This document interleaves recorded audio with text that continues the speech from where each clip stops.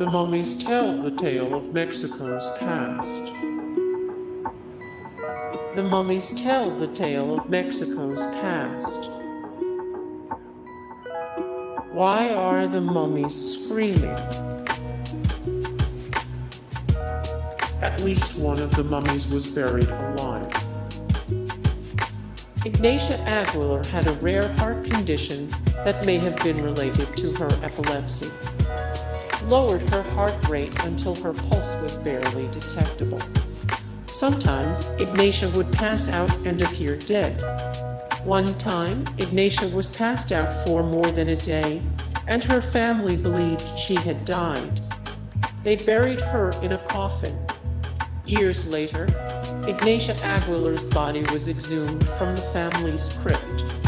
Her mummified hands were raised in front of her face, and she had flipped over in the coffin so that she was facing down. Even more horrifying, Ignacia was biting down on her hand and her mouth was filled with dried blood. There were scratches on her forehead. Ignacia had been buried alive.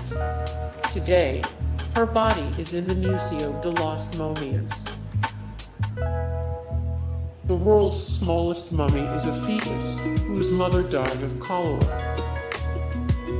The Museo de las Momias also has a display featuring a pregnant mummy and her mummified fetus.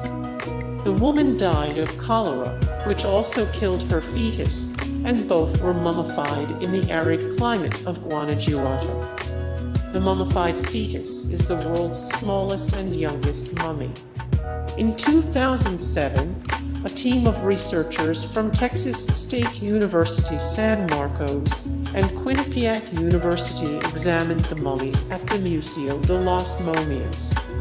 Dr. Jerry Melby determined that the fetus truly is the world's youngest mummy. When the fetus died, it was approximately 24 weeks old, nearing the third trimester. Cholera was so deadly that bodies were buried in mass graves to prevent the disease's spread. As cholera swept across Mexico, killing thousands, corpses were buried quickly to prevent the spread of the disease. In the 1830s, no one knew exactly how cholera infected its victims, not until a London doctor named John Snow proved that cholera was a waterborne disease in 1854, and even then, most dismissed Snow until the rise of the germ theory of disease. Mass graves were seen as the safest way to protect the living from cholera. Some reports even claimed that victims of cholera were thrown into mass graves before they were fully dead, which may help explain the tortured expression on the faces of the screaming mummies.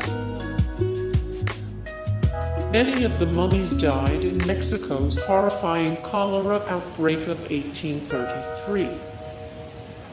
Many of the mummies died in Mexico's horrifying cholera outbreak of 1833. The screaming mummies were dug up between 1865 and 1958. Hey guys, thank you so much for the support and likes and comments down below, and also thank you so much for watching, and I look forward to see you in the next video. Then take care. Bye.